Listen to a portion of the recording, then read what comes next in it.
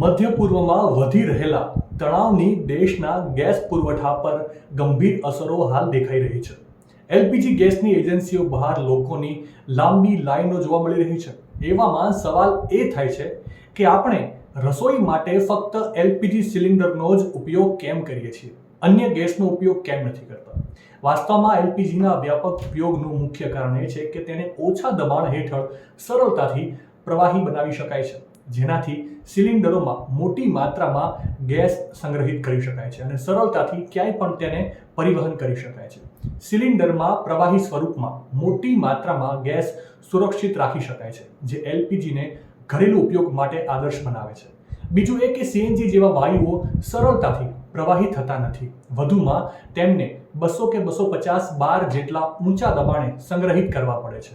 આવા દબાણનો સામનો કરવા માટે સિલિન્ડરો ખૂબ જાડા અને ભારે હોવા જોઈએ, જે તેમને ઘર અથવા રસોડાના ઉપયોગ માટે એકદમ અયોગ્ય બનાવે છે.